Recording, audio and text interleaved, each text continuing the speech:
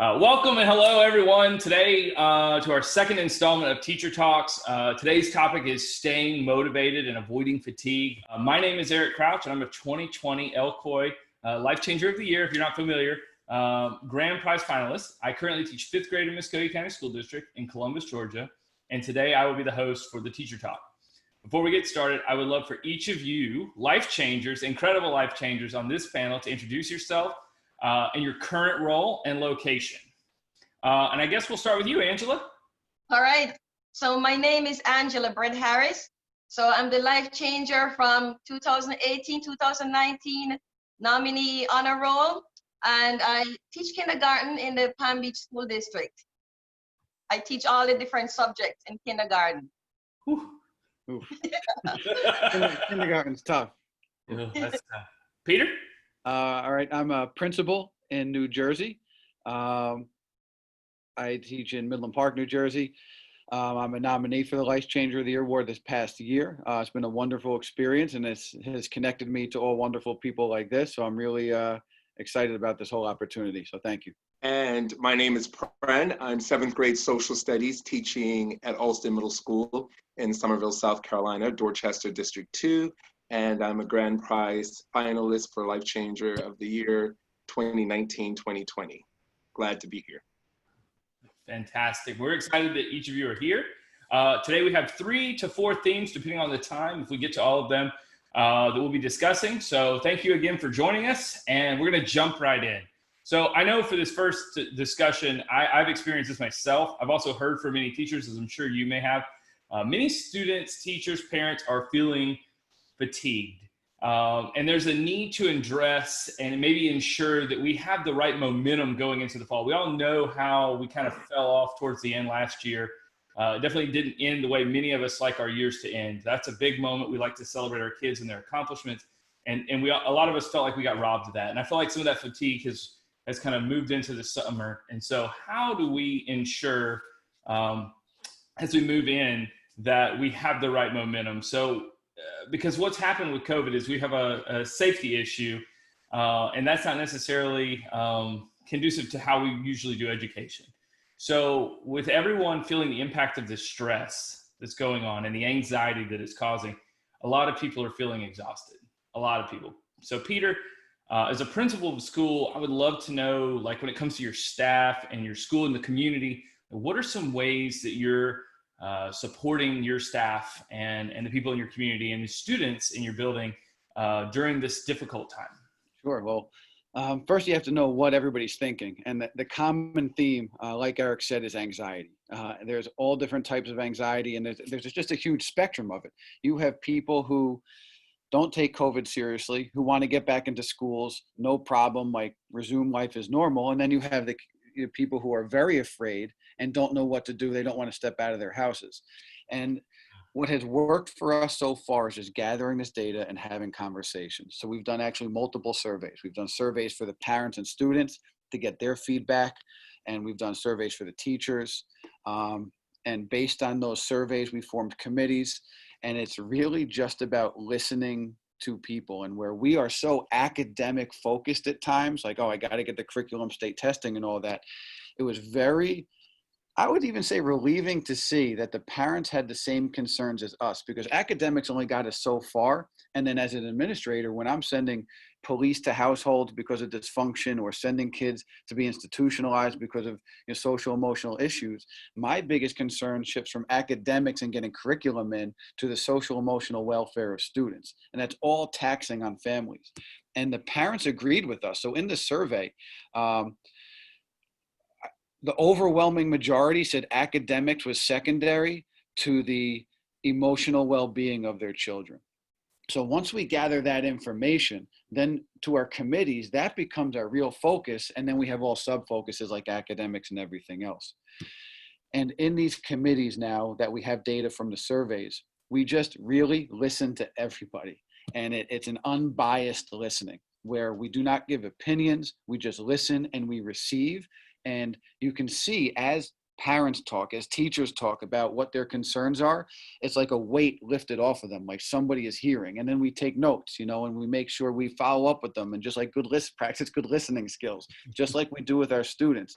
And all those things combined have really helped get a huge community partnership in terms of where we are headed in education. And I think New Jersey is a little different from the other states, because we went through the harsh pandemic where everything was shut down completely. It was like Armageddon up here, like Times Square completely shut down. It was vacant.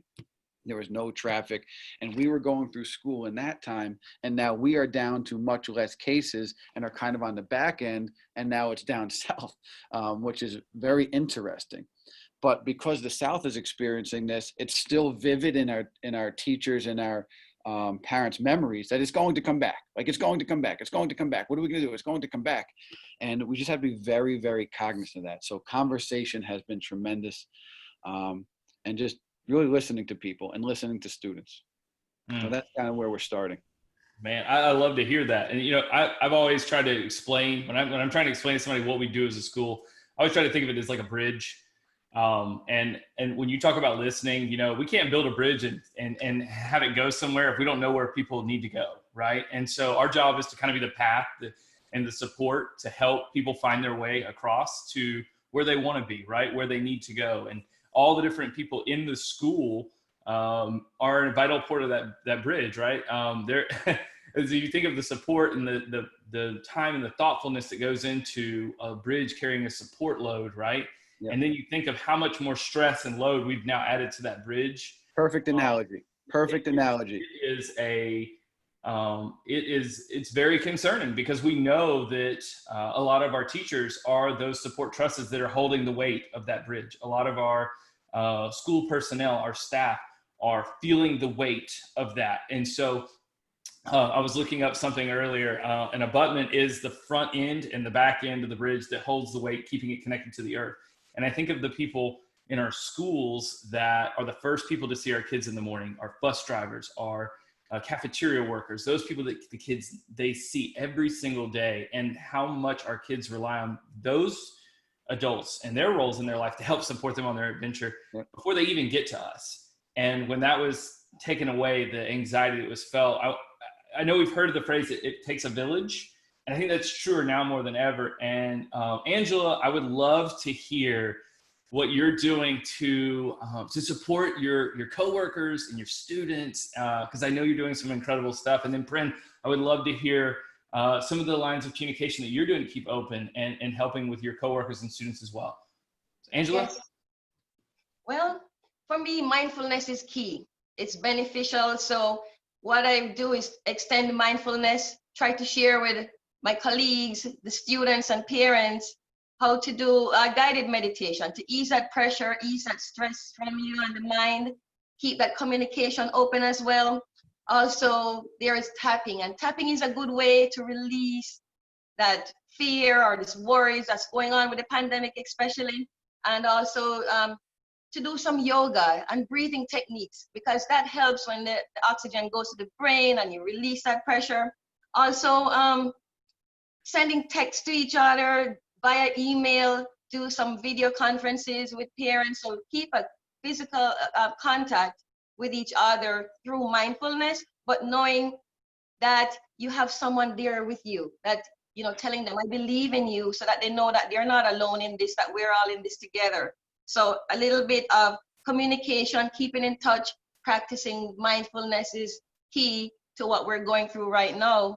And in the school, we have an amazing principal and also guidance counselor, social emotional administrator, and they help to connect, call in to the family's phone and say, you know, how are you doing? What's going on? What are you doing at home? And try to do visits, you know, like social distance visiting, so they can see you from afar and feel good. Some of those students needed that. So we have been practicing just little visits to some students we know are really ESC and they're in dire need. So we connect that way through school with the parents and the students that way. That's above and beyond. I think that's beautiful how you're going to kids' houses and connecting, because there's nothing like that human connection and the mindfulness. If a kid is not ready to receive learning and they're not emotionally ready, you might as well, to teach them is futile. So I love how you're doing that. The mindful, I'm going to steal some of it. Thank you. Right. Yeah, I did enjoy it. I want to say, Peter was talking about surveys and the importance of those surveys and the data they give us. I want us to also know that when the surveys are put away, I think we need to, in terms of battling fatigue and helping all the people involved in education, we need to have a culture that continually stresses the question away from the paper: how are you doing? What can I do to help you? I think sometimes that can just alleviate so much, that there's just this culture: how are you doing? What can I do? Tell me what you need. And just doing that will be really beneficial once we get all the data from the survey as well. And Angela, you were talking about guidance counselors, and Peter, I was liking what you talked about in terms of principal leadership. I think it's also important for people like guidance counselors and school administrators who are not dealing with having to see the kids if we return to school in the fall, but or having to provide the direct instruction, which was so stressful. I think it's really important for those kinds of people to reach out to teachers and say, I know your load is incredibly different than mine, so tell me, what can I do? Tell me, how can I help you? Because I know I always appreciated when a guidance counselor or an administrator said, I get that you are in a different boat than I am. I think sometimes we've heard this, we're all in the same boat, but really our boats can look very different. We're in a vast ocean and our boats are very different. And sometimes when a guidance counselor or principal said to me, yeah, our boats do look different, that really just soothed me so much, that this person understood what I was trying to do. So I commend you, Angela and Peter, and your support staff who reach out to teachers and help with fatigue in that way, because this is going to be an important lesson as we return to fall. Some of the things I did with my parents and students, Google has a wonderful voice thing. You can have a number that's not your number. So I don't know if you know about Google Voice, because something as simple as, here's my phone number, text me, going back to what do you need? I mean, that kind of assurance to a kid or a parent about, wow, I have a text number, a phone number I can text at any time or call at any time. And this person says he will be available to me. So I want to encourage people to use a Google Voice. They even have translation services if you're aware, if you need that. What do your kids know about you, and what do they remember about your class? And so bringing that nostalgia to them when we were separated. So, I tell jokes and I sing songs and I'm really goofy and I roast kids and they roast me back, and I would make videos. I would send out these weekly videos saying, I know you guys are missing me, so here's a parody about this or a parody about that. And sometimes I'd pick up the phone and say, Peter, I need to roast you today. I haven't roasted you in 22 days. And the kids just loved it. So I think it's really important moving forward and to say, what is it about me as a person, me as the bus driver? Because it's all involved, like Eric was talking about, it's a village, it's not just the teachers. But what do kids appreciate about me?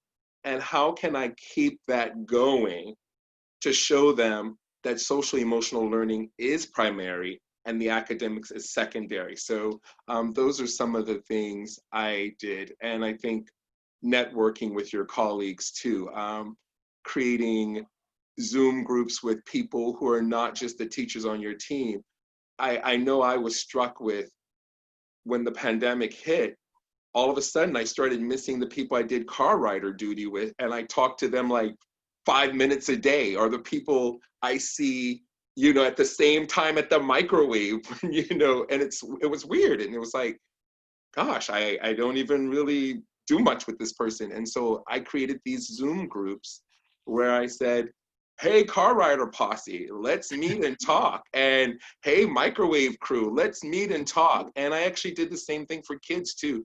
Kids you don't teach, but they walk past you and they give you a high five every day or whatever, but they're part of your life. And so we've got to think of ways to really bring everybody together, because we are connected in so many ways, as Eric was talking about. And it's so easy for us to see, well, this is my team of 5 teachers. I see them the most. But really, if everyone who's listening now, you challenge yourself, you'll be like, no, actually, I do see so-and-so kid, so-and-so teacher. And so I think that helps with the fatigue factor too. I think if you're, as adults, if you're realizing like the microwave crew and the car posse and all that, as adults, if we're missing them, imagine what the kids are missing. Right. At their micro level of like all their teachers that they're missing, all the people who get involved in their education. It's a great point. It's a great point. Thank you. Yeah, Go ahead, Angela. Go ahead. Yeah, I like that very much, because right at this time we need that emotional support and the collaboration parents do, as well as the teachers and with the students, so they need all the emotional support that they can get. So I like that very much. Those I believe I'm saying it right. They're called ephemeral moments. They're like the moments that kind of pass really quickly, and you don't understand what they are until they're not there, and they just they're there and then they go. And that's it in a nutshell, friend. You're right. It is those moments in the hallway, the high fives, the little things. It's those little moments that kind of give you that boost of energy. It's like your own little energy drink or energy shot, right? You're walking through and a kid sees you and you kind of stutter your foot, or you're giving them a high five, or you're giving them some knuckles, or maybe it's a reference to something that you just both share an interest in. And it just gives you that little bit of energy. And I can't imagine the students got to be feeling the same way, right? I mean, as we think about that human element and the connection that we get and the energy that we use and we need in the rooms, this buddy system, this idea that that there are a lot of people that maybe we interacted with that we didn't realize that in the moment that we were interacting with, they're probably in the same spot that we're in. I would love to hear a little bit more about how we're going to connect those or just make those connections, or are we reaching out to these people now? And I know, Angela, you talked a little bit about the yoga. I would love to hear a little bit more about who's coming to these sessions. Are you surprised by the people that are showing up? Is it who you thought would be there, or is it people that maybe you've passed that said, hey, I want to go see my friend. I just haven't seen him forever. I want to see what this is all about. Like, I'd love to hear about that. Well, before the whole pandemic, when the school year officially started, I started having a group like every Thursday in my classroom after school. I call it my mindfulness group, and I opened it to teachers, staff, even parents. So they would come into my classroom, have the lights low, put on calming music, because the school year started and they have all these things going on. So teachers were stressed. So I figured, let me do a mindfulness class where they can release that stress and be at peace. So they would come to my room, we stay on the carpet, probably in a circular form, and then would start off with breathing techniques, because what happened, we breathe normally every day, but we don't take the time to really practice that technique of inhaling and exhaling and doing some 5 breaths or so of releasing, that angst feeling that's, tightened up inside your body. So with that, we stay for 30 minutes in my class. We do some tapping exercise, which are the fingertips. Is a kind of reflexology where you tap the meridian points of your body and you release the fear, which came in amazingly at this time during the pandemic, because tapping is a very important tool to use during this time. So we do some tapping, and then I will lead them into guided meditation. Meditation week to week would vary. And I started doing my mindfulness group virtually when this whole pandemic began. I never let the parents go or the teachers. I continued right through, even up till now, I still do. And offer that delight and mindfulness and relaxation techniques for the teachers and the parents. And I do offer it for some students because I manage a club at school, after school club called Color Me Happy, where the kids work on their anger management and they build their self-esteem. So there are some kids who, when this happened, they had meltdown, breakdowns. Parents reached out to me. So I offered it through like Zoom, like we're meeting right now. And it was unbelievable. The parents said, can we join too? And I said, absolutely. So I gave them this tool so that they can know that we need this, even though, there's no school right now. It's this that helps them to be academically successful as well. So I kept on doing this, reaching out to the staff, to the parents. You had teachers, assistants, and different staff members who were delighted, and they gave me feedback, and they see the difference in their lives, so they keep coming for more, and I keep extending it. Yeah, and there's actual science behind mindfulness. It actually changes the chemistry in your brain and increases frontal cortex and all that. So, because it's a form of meditation, and it's the only natural thing that can change the chemistry of your brain. And I think we underutilize it. So you're actually changing kids' brains. It's awesome. Thank you. We all need to steal Angela. Yeah. Come to my house. I need her on my hallway. Actually, there's an open classroom now. We'd love to have you, Angela. Yeah. You're ever down in Georgia, we will take you. Peter, you kind of spoke to this a minute ago about if we're doing anything other than focusing on the well-being of our students, what are we doing? Like, it's futile. Like, it's not there. You see this on a different level than what each of us see it is in being in the classroom. You see it on a much larger scale. What are you seeing your teachers do right now? What are you guys doing that you're seeing to help keep those connections, keep your employees? And I know you talked about the surveys, but what other things are you seeing in your building that maybe is new because of this different format?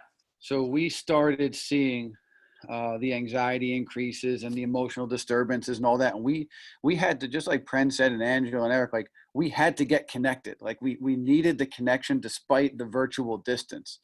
And so we had to, like, some way incentivize it in the beginning and get the ball rolling.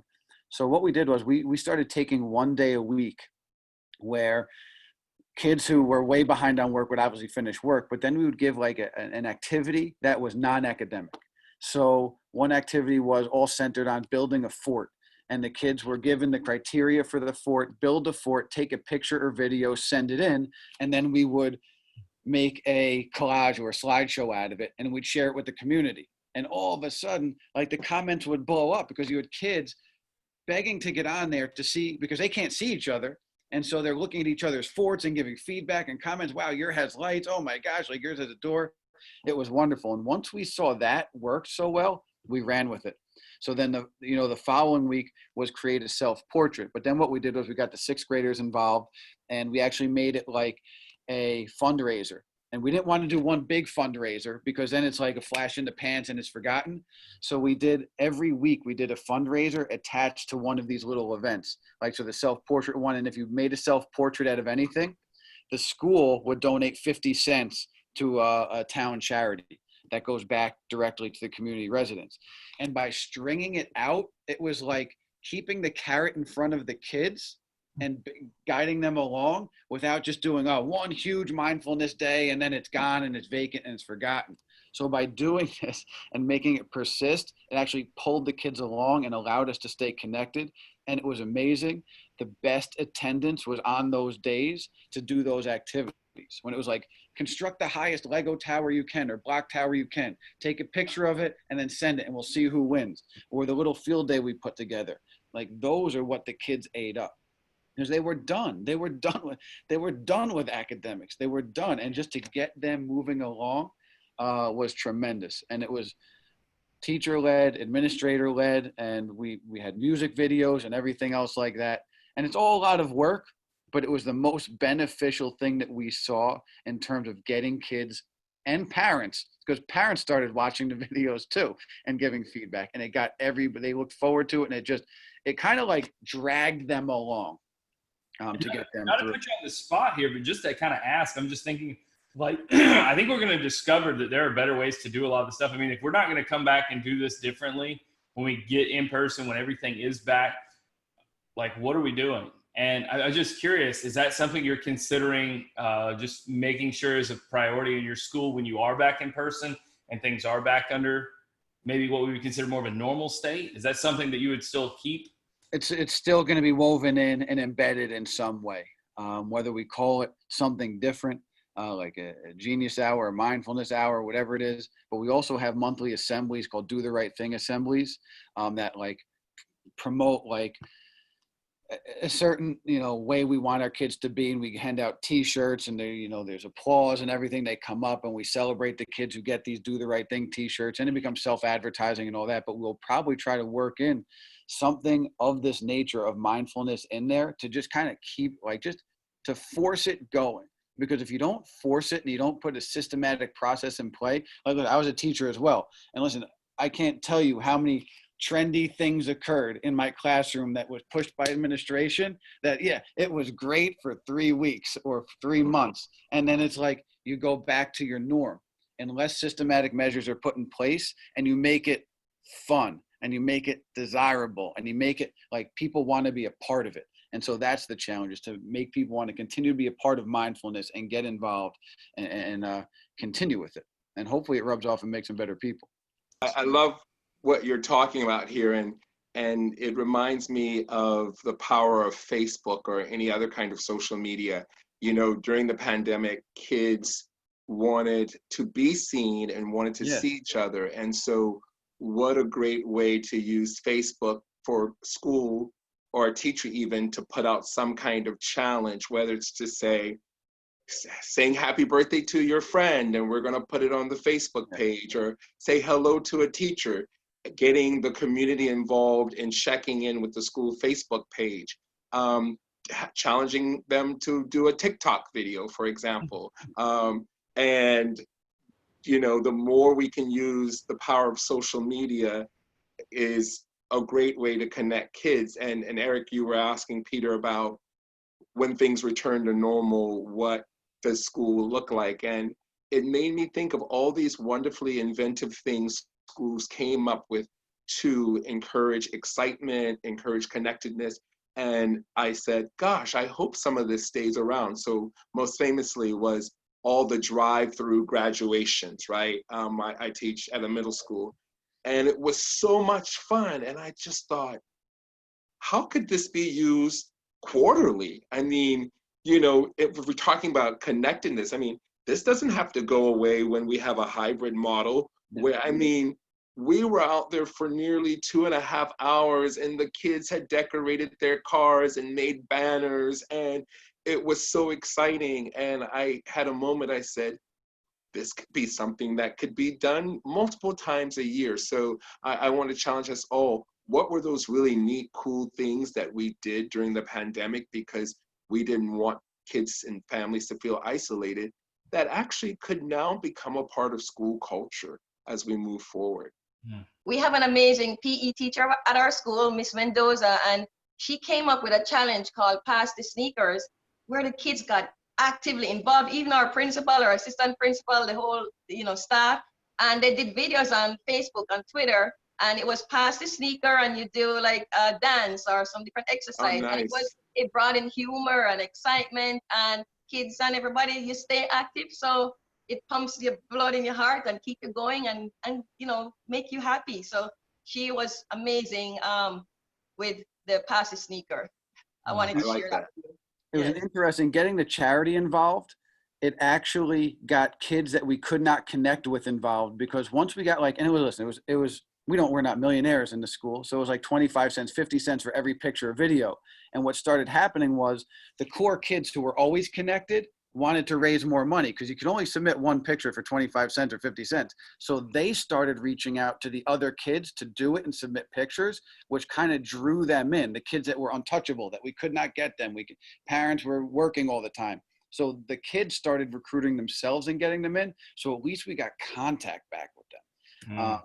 And so, it was actually, and that was something that we didn't anticipate. It was just kind of like, just evolved, I guess you would say. And it ended up working out pretty well.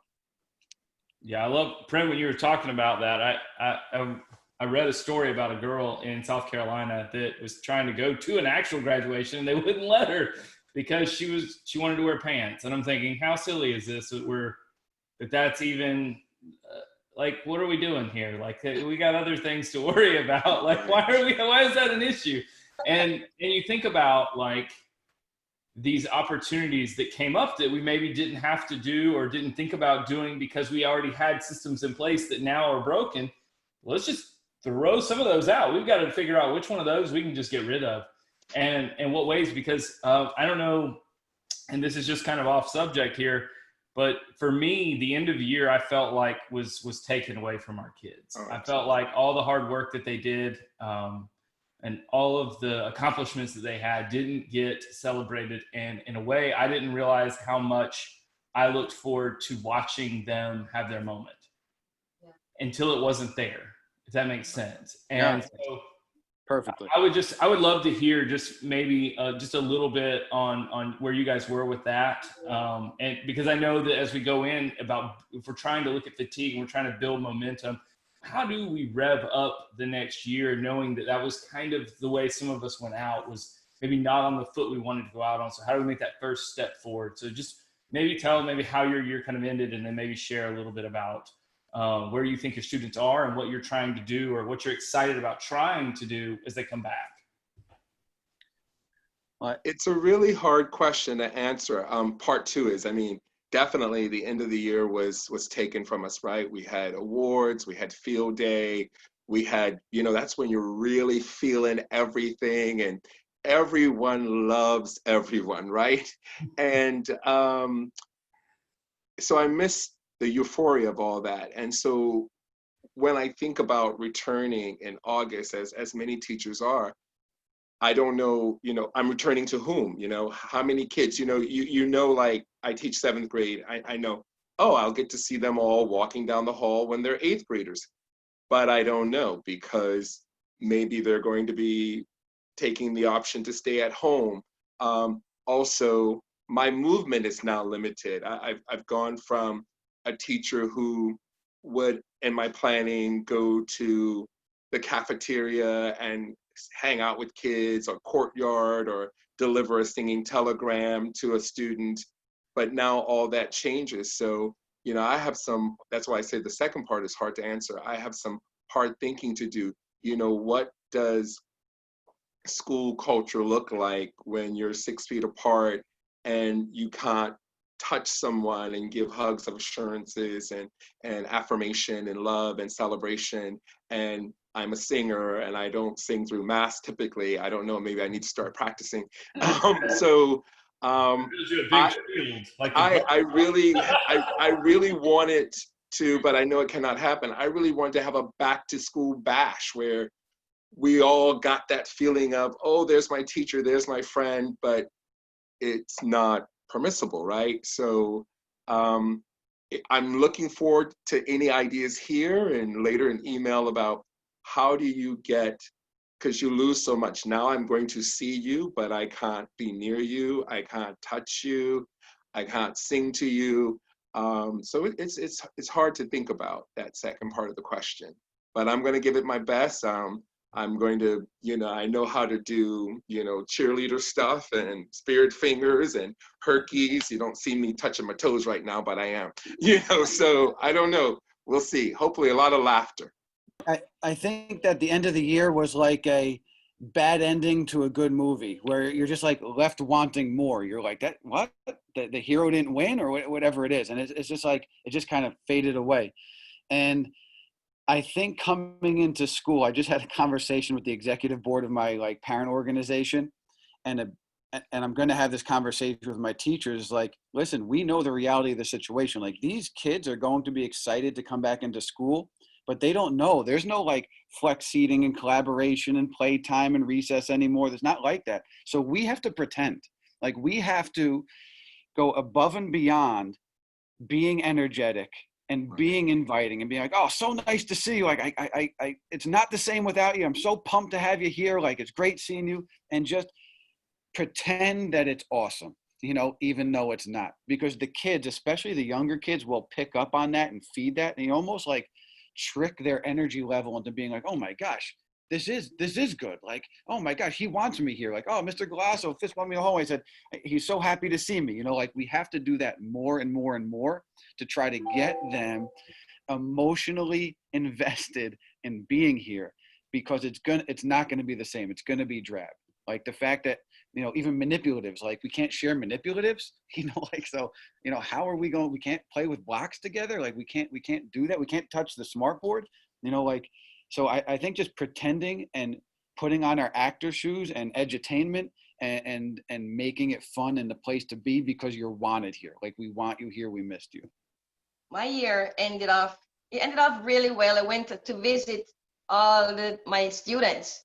And then I'm thinking, no, as you know, I'm in Florida and we are like at the top. So we won't be going back to school, building and mortar as they call it. So we're going to have to start virtually.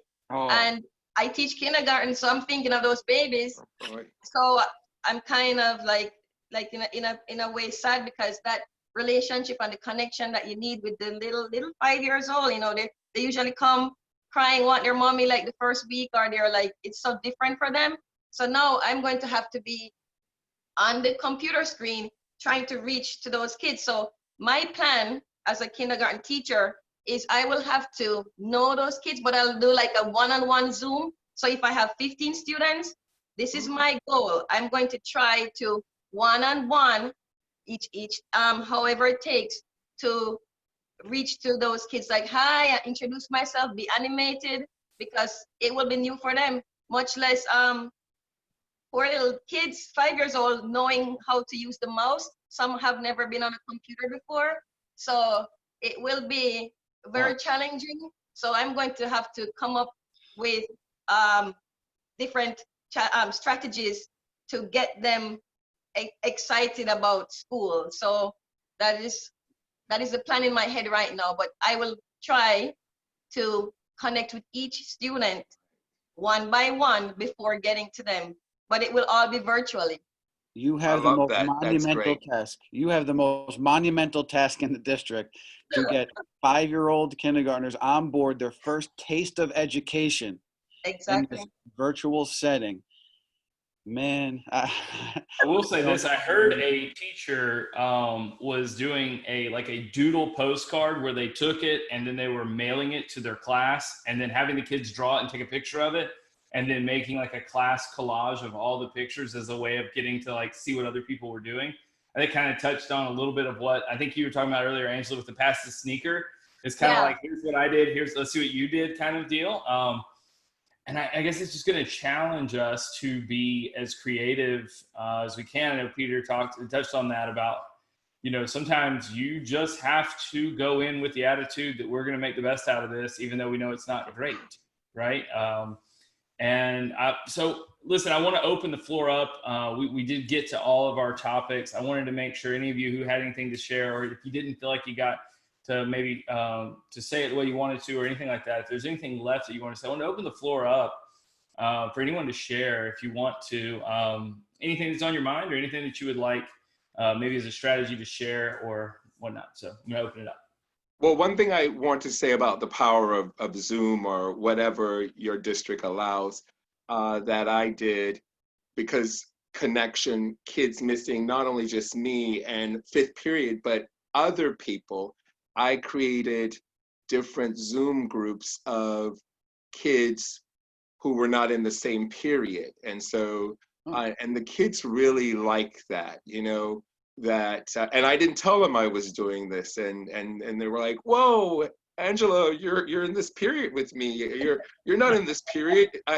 You're in my PE class. And it was just another rich layer for these kids to be connected with someone other than just what was happening in our class. So I would want to encourage people to think of ways to create Zoom groups of kids and also on Facebook, I even made myself available.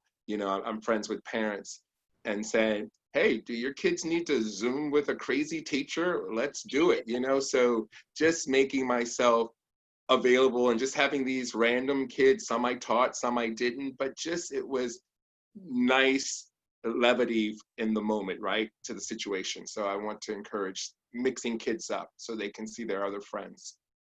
I like that very much, Prem. What I did, Thank you know, you. for little ones, 5 and 6 years old, they need the incentive, you know, they need to be encouraged and motivated. So what I did, I had, instead of, I couldn't give physical prizes, so I did play dates. So I would go on to the Google Meet with one of the students would choose another student of your choice to be with. So they would go and grab their toys and they're coming on, and just that light in them was like a gift in itself. So we did that. And what I did, I planned some themes. Like on a Friday, I call it Cake Bake Day with your family. So you should see the mom and dads getting involved, and they would bake cakes and make ambrosia and pies and muffins. So, and then they would share the pictures on the Google Classroom, and it was exciting. We also have a group text. So we are always constantly sharing and doing, sending pictures that time. And the kids, they were like enamored. So that pumped them up during the whole virtual time. But you see, again, the kindergartners were a little bit advanced. That was in March. So they were like, you know, little bit, not like the kids coming in right now. Right. So I have to come with some more strategies then. Yeah. We did the baking sessions too with the older kids. It's neat when you give them a common task. It's neat when they're using their hands and baking and kneading or whatever they're doing. They just start talking and blabbing, and it becomes like they forget that they're on Zoom and with a, you know, a principal or teacher, and they just start sharing with their friends and everything else. It's really neat. I'm glad you did the baking too.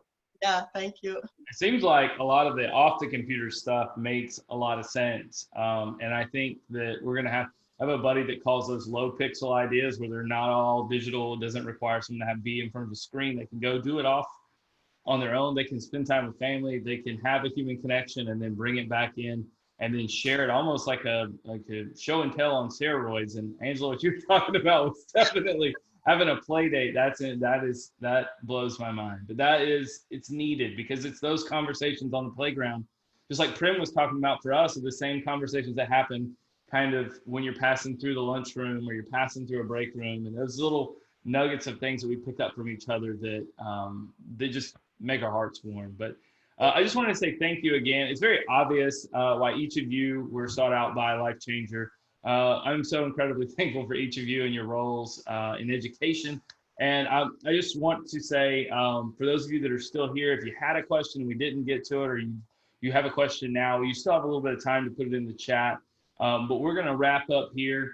And I just want to say, I hope you'll come back and look and check out some of our other teacher talks that will be happening later this summer. And just want to say thank you again. And if you're looking for a recording of this and you want to share it later, you can request that on either the Instagram or Facebook page. So just want to say thank you again to everybody. And I hope you all have a wonderful day, and take care. Thank you, Eric. Thank you so much. It was amazing being with you. Okay. Yes. Bye, everyone.